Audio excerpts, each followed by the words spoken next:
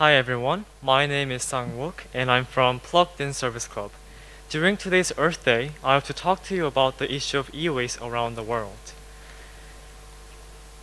This is Macintosh 1, the first desktop computer released by Apple in 1984. It has now become a piece of history, an icon, and our school actually has one. This is Macintosh 2, a less boxy computer that looks much more similar to the ones we see in these really old offices. It took 3 years for the company to go from version 1 to version 2. Let's compare this to today's Apple. This is iPhone 8 released in September of 2017, and that is iPhone X, the new signature design that we all know, whether we love it or not. It took just 2 months for the company to jump from version 8 to version Alphabet. Of course, this is kind of an anomaly because new phones usually come out once a year for most brands, and the naming is probably just symbolic of the big change.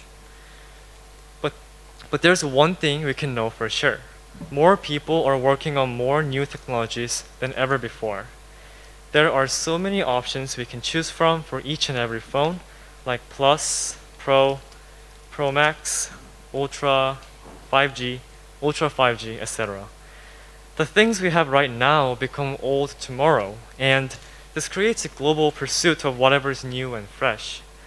And the companies are happy to pump more money and pull out more resources out of the earth to meet our demands. A question then arises. What's happening to all the old things being left behind? What you see on the screen is our globe.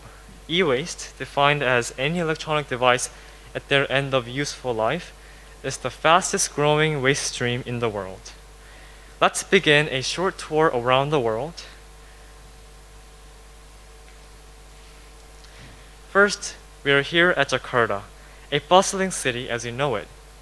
And that is where we are. Let's imagine that you hope to clean up your room or garage, or decide to buy a new smartphone. Where would you throw away the devices that you no longer use? The most common practice is to bunch it up with other hazardous materials, like used batteries, and put it into the trash can. And as a matter of fact, Indonesia categorizes e-waste as hazardous waste. For a particular reason, let's say that you decide to find the nearest trash can outside of the JISC campus. Now, where will the waste end up? Although there's very little data about waste management in Indonesia, we can still try to predict the journey of your e-waste. One possibility is that it goes straight to one of the licensed waste management plants in Jakarta, like shown. However, reality is much more complicated. Only 15 to 17% of e-waste is properly recycled in Indonesia, which means that things usually don't end up in the right places. What's more, Indonesia still doesn't have a national system for recycling e-waste, so everything is up to the private companies. A more likely possibility is that your e-waste gets transported to landfills outside of the city, such as Bantar Gebang, which is one of the world's largest landfills. It is so large that 200 football fields can fit in, and almost 7,000 tons of waste goes there every day, which is roughly about 400 trash trucks. The landfill is a source of income for thousands of families living there. For 24 hours a day, you can see people picking up waste that have some value. It is also often a family business, so it is not uncommon for students to head straight to the landfill after school to support their parents. But strangely, we don't see any e-waste components like wires in old TVs. Why is that? Is it because people in Indonesia do not throw away their used electronics, or does e-waste magically disappear? No, all those things are not true. According to research, the reason is that e-waste is like treasure, much more valuable than other types of waste. So people snatch them away as soon as they see them. In all the electronic devices, there are precious metals like copper, silver, palladium, and sometimes even gold, which is present in any smartphone in production today.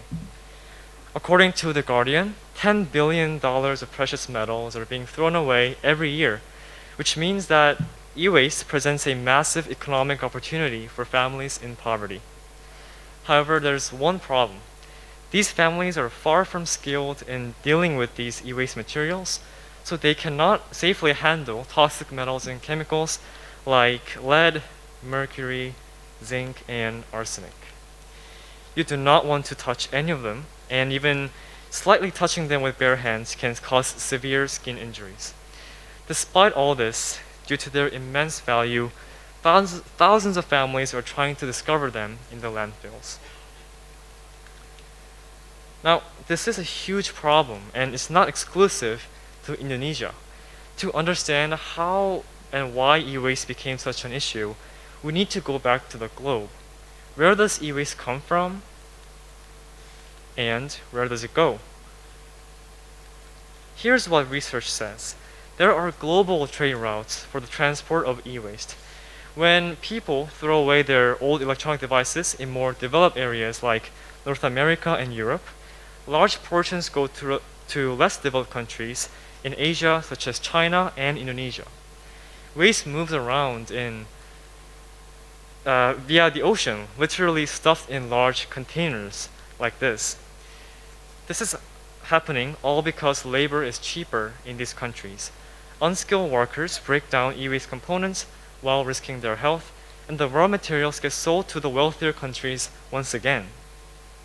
However, it should be noted that countries in Asia have also become major producers of e-waste. Indonesia is the 7th largest producer behind Japan and Russia.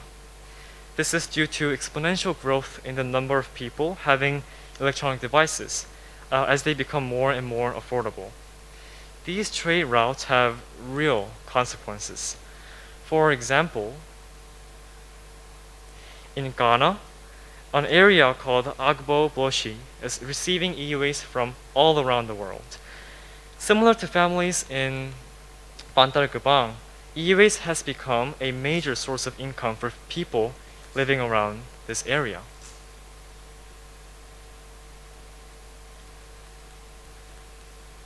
Now, this global problem stands in the way of United Nations Sustainable Development Goals. Goal 12 states that by 2030, we need to substantially reduce waste generation through prevention, reduction, recycling, and reuse. Just like other forms of waste like plastic and food, most of e-waste that we throw away still end up in the landfills. There are a number of things we can do as individuals to help solve the issue. We may not be able to cut off the trade routes by ourselves, but we can definitely pressure the companies to be more transparent and sustainable by changing how we consume things. First thing is to never ever put e-waste into trash cans. Even if there is a sign that says hazardous waste, Indonesia and many other countries do not have a system in place to take care of it. Next, refrain from buying upgrades as much as possible. Sometimes we want to buy the newest device that everyone's talking about. Better cameras, better design, faster performance, etc. But be mindful that what you throw away may end up in the hands of families and children.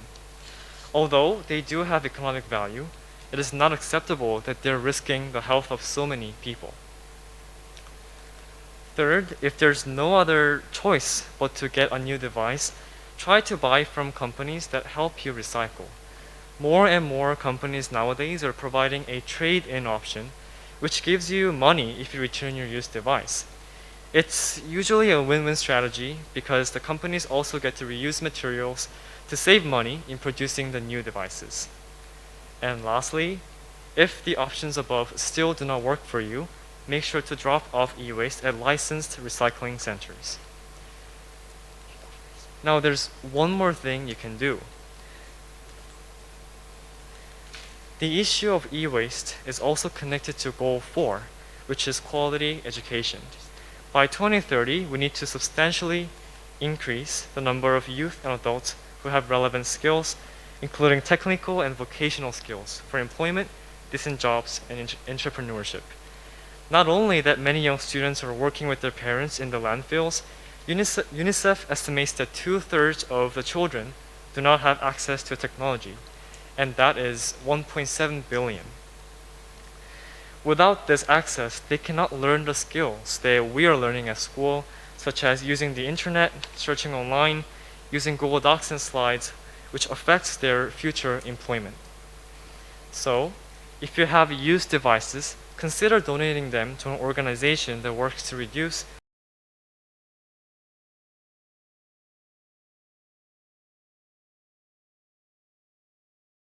so that they can use them again for many more years. This is one of the best ways to increase the true lifespan of electronic devices. We sincerely hope that the JISC community can be the front runners in protecting the communities around us from the dangers of e-waste. But not only that, but we believe that our community can empower these communities through e-waste. Thank you very much, and now I'll hand over to Bye Bye Plastic Bags.